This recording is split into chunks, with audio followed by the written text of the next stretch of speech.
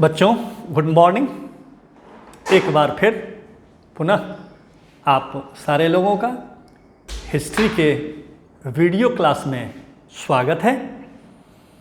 जैसा कि हम लोगों ने पिछले वाले प्रीवियस वीडियो में चैप्टर यूरोप में समाजवाद और रूसी क्रांति का इंट्रोडक्टरी क्लास देखा था, जिसमें मुख्य रूप से फ्रांसीसी क्रांति के बाद यूरोप में बनने वाले सामाजिक व्यवस्था का संक्षिप्त परिचय हम लोगों ने देखा था।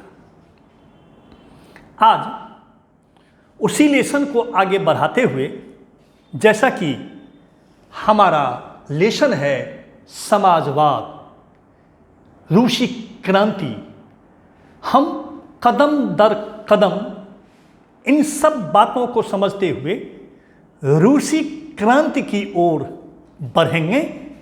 उससे पहले हमें समझना होगा कि ये समाजवाद क्या होता है। यही समाजवाद, इसी के आधार पर रूस में क्रांति हुआ और दुनिया में एक अनोखी व्यवस्था आई। गरीब मजदूर सर्वहारा वर्ग को सर्वोच्च स्थान प्राप्त हुआ। कैसे? उससे पहले हम आधुनिक समय की जो एक नई सबसे बड़ी उपलब्धि है विज्ञान, उसके परिणामों को हम देखते हैं कि जैसा हम सारे लोग जानते हैं कि मॉडर्न एज को, आधुनिक युग को विज्ञान का युग कहा जाता है। और विज्ञान की शुरुआत वहाँ से होती है जब इंग्लैंड में औद्योगिक क्रियाकलाप की शुरुआत होती है। आपको मालूम होगा कि इंडस्ट्रियल रिवॉल्यूशन, औद्योगिक क्रांति सबसे पहले इंग्लैंड में ही हुआ। और इसी औद्योगिक क्रांति के प्रतिक्रिया स्वरूप जब औद्योगिक समाज का निर्माण होता है तो उसमें विसंगतियां आती हैं, जिसका चर्चा हम आगे देखेंगे। विसंगतियां के फलस्वरूप ही एक नया सोच पैदा होता है जो समाजवाद कहलाता है, जिसका आज हमारा जो लेसन है उसकी ओर हम लोग आएंगे। तो सबसे पहले इंडस्ट्रियल रिवॉल्यूशन, औद्योगिक क्रांति। क्रांति माने परिवर्तन वाला। इसे उद्योगों की जो स्थापना होती है, कल कारखाने जो लगते हैं, उसमें क्रांति का दर्जा दिया गया है। क्यों? क्योंकि इस व्यवस्था ने, उद्योगों कल कारखाना की शुरुआत ने लोगों के जीवन में महान परिवर्तन ला दिया। उसका रहन सहन, सोच व्यवस्था बिल्कुल बदल गया। समाज का स्वरूप ही बदल दिया इसने। इसीलिए इसे औद्योगिक क्रांति की संज्ञा दी गई है, जो सर्वप्रथम इंग्लैंड में ही शुरू हुआ था। ये औद्योगिक क्रांति होता क्या है? हालांकि यहाँ उतना इंपॉर्टेंट रिलेटेड नहीं है, लेकिन फिर भी एक लाइन में हम चर्चा कर देना चाहते हैं। जब वस्तुओं का उत्पादन हाथों के बजाय मशीनों से बड़े पैमाने पर होना शुरू हुआ, उसी को कहा गया औद्योगिक क्रांति। जब वस्तुओं का उत्पादन हाथों के बजाय कल कारखानों में व्यापक पैमाने पर होना शुरू हुआ, उसे ही नाम दिया गया कौन चीज? औद्योगिक क्रांति। इसका प्रभाव लोगों के जीवन पर स्पष्टतः दिखना शुरू हुआ और जिंदगी को बदल दिया। यह औद्योगिक क्रांति सबसे पहले इंग्लैंड में ही प्रारंभ हुआ, उसके बाद यूरोप के अन्य देशों में गया। पश्चिम और मध्य यूरोप के जो भाग हैं, वहाँ औद्योगिक क्रांति धीरे धीरे आगे की ओर बढ़ा। लेकिन पूर्वी यूरोप में वह बहुत विलंब में आया। आज भी औद्योगिक दृष्टिकोण से पूर्वी यूरोप तुलनात्मक दृष्टिकोण से पीछे है। अब उद्योग बना, कारखाना बना, कारखानों में मजदूर आएंगे, वहाँ व्यापारी आएगा, तरह तरह के लोग आएंगे, मजदूरों के शिक्षा, चिकित्सा इत्यादि की सुविधा होगी, कुछ उनकी आवश्यकता होगी। इस प्रकार धीरे धीरे लोगों का जमावड़ा यहाँ शुरू हुआ और यहाँ एक व्यापारिक केंद्र बन गया या औद्योगिक केंद्र बन गया। वहाँ जाकर के गांवों से लोग जाकर के बसने लगे और धीरे धीरे बड़ा शहर बन गया। आज दुनिया में हजारों लाखों छोटे बड़े शहर हैं, उसकी शुरुआत इसी औद्योगिक विकास के साथ होता है। अब जहाँ कारखाना बनेगा तो वहाँ मजदूर चाहिए, तो गांवों से इंग्लैंड में या अन्य देशों में गांवों से मजदूर आना शुरू हुआ। उद्योगपति जो थे, कारखाना के मालिक जो थे, वे अधिक से अधिक लाभ कमाने के पक्ष में थे और जब अधिक से अधिक लाभ प्राप्ति का मंशा रहेगा, उद्देश्य रहेगा, तो स्वाभाविक है ये जो कारखाना के मालिक हैं, उद्योग के जो मालिक हैं, वे कम से कम व्यय करेंगे। किस पर? मजदूरों पर। यह सिलसिला शुरू हुआ। उद्योगपति, कारखाना का मालिक अधिक से अधिक लाभ कमाने के लिए मजदूरों को कम से कम वेतन, न्यूनतम वेतन देना शुरू किया। इंग्लैंड में कुछ ऐसी व्यवस्था हुई, बाराबंदी प्रथा को तोड़ दिया गया, वहाँ बेरोजगारी बढ़ गई। इसके कारण मजदूरों की संख्या अधिक थी, तो पलायन किया लोग गांव से शहर की ओर काम के लिए।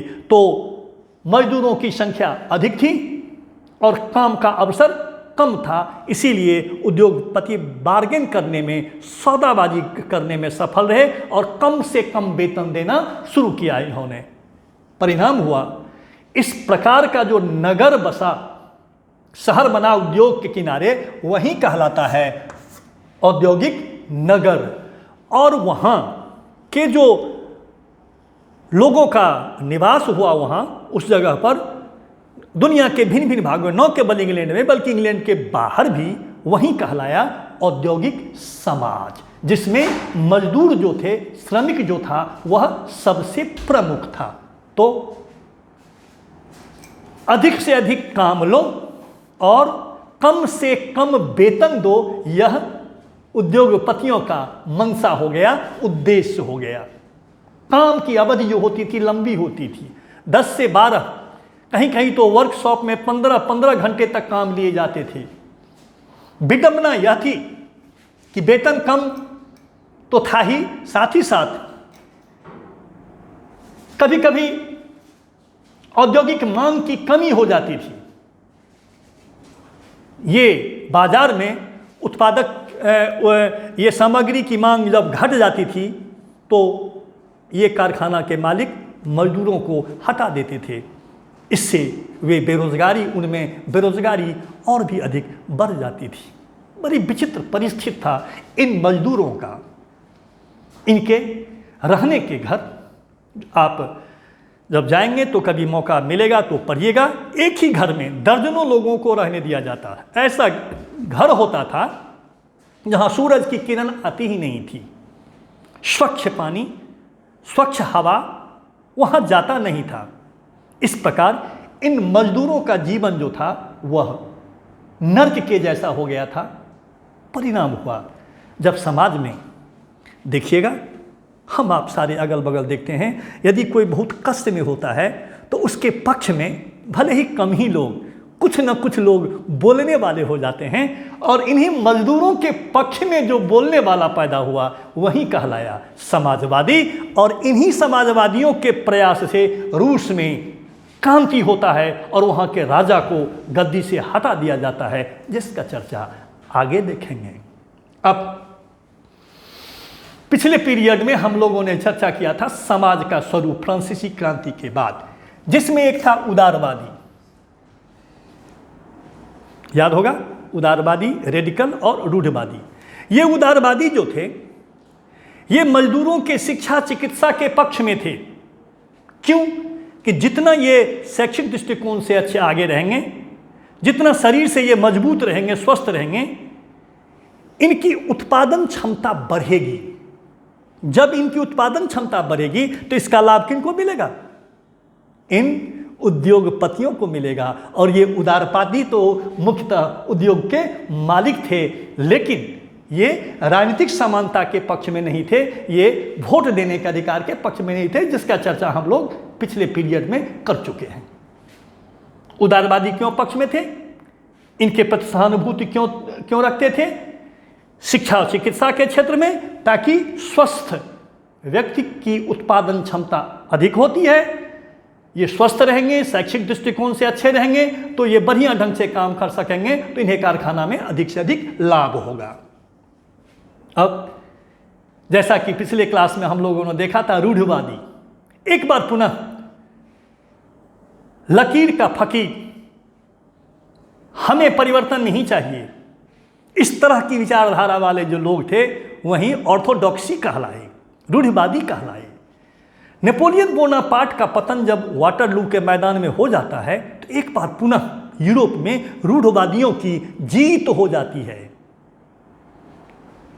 1815 ईस्वी में वाटरलू के मैदान में नेपोलियन के पराजय के साथ ही ऑस्ट्रिया के चांसलर मेटरनिख के नेतृत्व में ये जो रूढ़िवादी विचारधारा के लोग थे, प्रशासक था, सब मिल करके खास करके नेपोलियन को हराने के लिए जिन जिन देशों ने हिस्सा लिया था उन सारे विजयी देशों का एक सम्मेलन हुआ ऑस्ट्रिया की राजधानी वियना में 1815 ईस्वी में।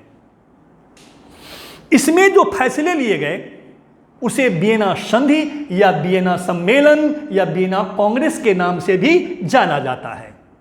ये वियना कांग्रेस मुख्यतः फेमस है कि पुरातन व्यवस्था को फिर एक बार न केवल फ्रांस में बल्कि फ्रांस के बाहर भी पुनः स्थापित करने का प्रयास हुआ।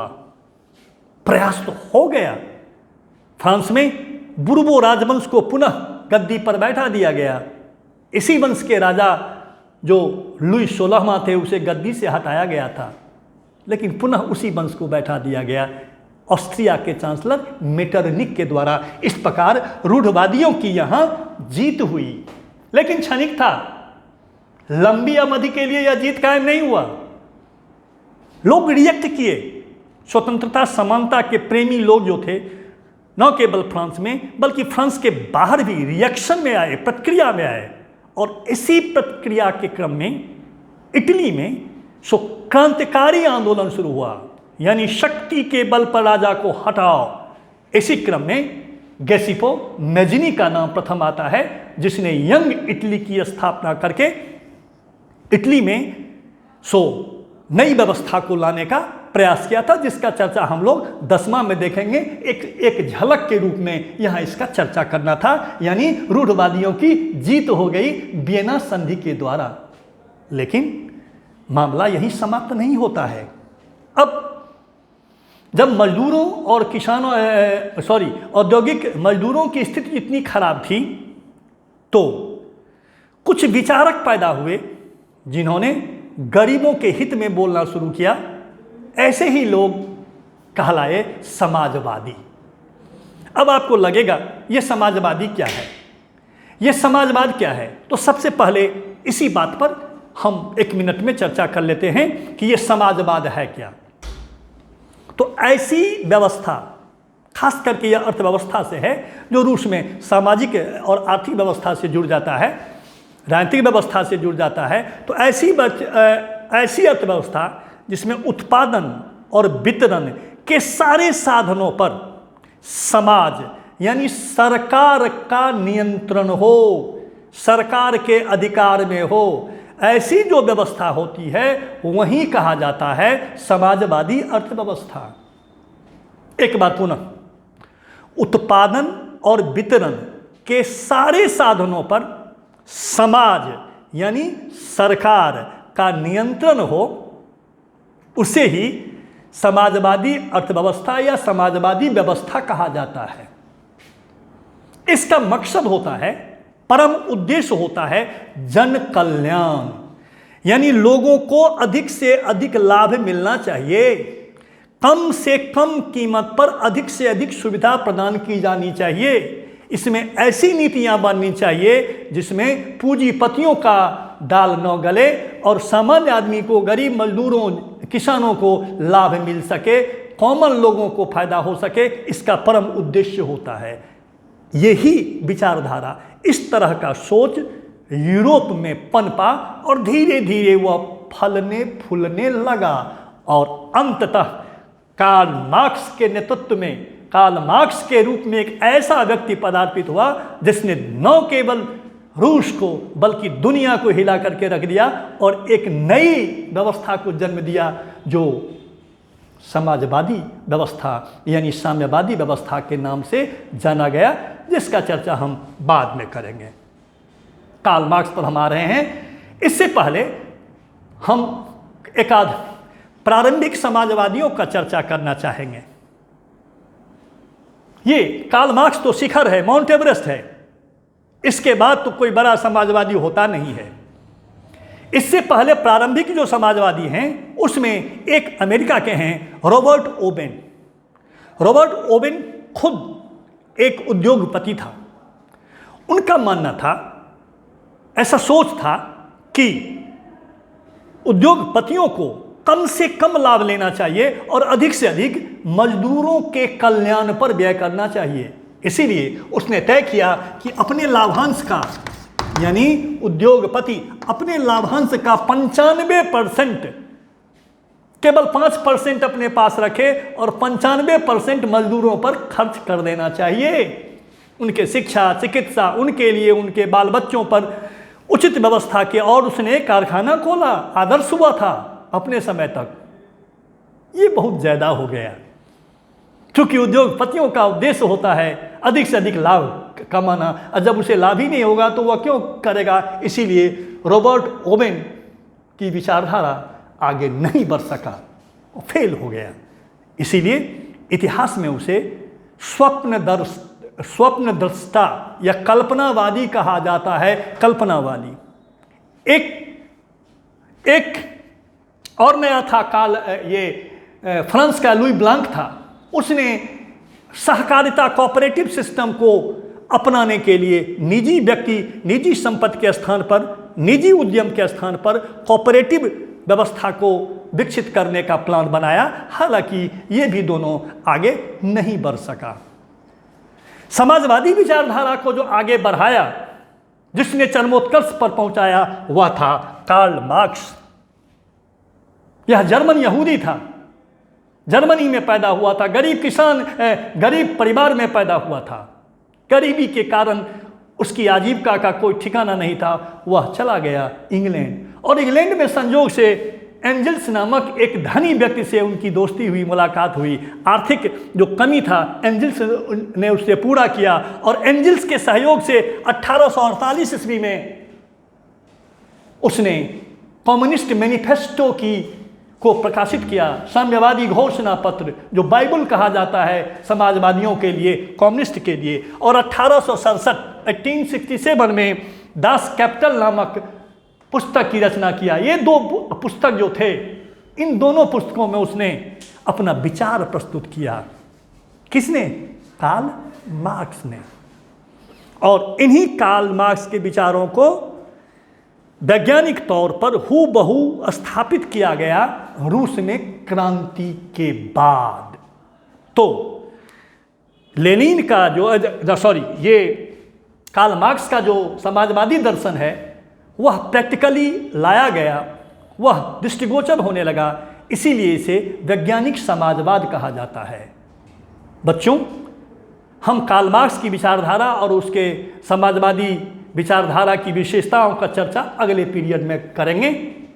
आज कुछ ज़्यादा हो जाएगा, लंबा, इसीलिए हम समाप्त करते हैं। वीडियो खत्म करने से पहले एक बार संक्षिप्त में सिंहावलोकन कर लो। यहाँ औद्योगिक समाज की स्थापना होती है। कल कारखानों के विकास के कारण मजदूर वहाँ जाते हैं, यही मध्यम वर्ग का भी उदय होता है। और मजदूरों की खराब स्थिति को देख करके वहाँ कुछ ऐसे व्यक्ति पैदा होते हैं जो उनके पक्ष में बोलते हैं, और यही आगे चल करके समाजवादी कहलाते हैं। यहाँ पुनः 1815 में ये मेजिनी 1815 ईस्वी में ऑस्ट्रिया के चांसलर मेटरनिख ने परिवर्तनवादी व्यवस्था को हटा करके रूढ़वादी व्यवस्था को लाया, लेकिन वो आगे चल करके टिक नहीं पाता है, वह भी फेल हो जाता है। प्रारंभिक समाजवादियों में रॉबर्ट ओवेन, लुई ब्लांक इत्यादि का नाम आता है, और जो सबसे बड़ा नाम आता है समाजवादियों में वह है कार्ल मार्क्स, जिसने साम्यवादी घोषणा पत्र और कम्युनिस्ट मैनिफेस्टो के माध्यम से एक नया सोच लाया, और उसी के आधार पर रूस में क्रांति हुआ। अगले पीरियड में वीडियो में हम इसी बात को आगे बढ़ाएंगे। आज बस इतना ही। धन्यवाद।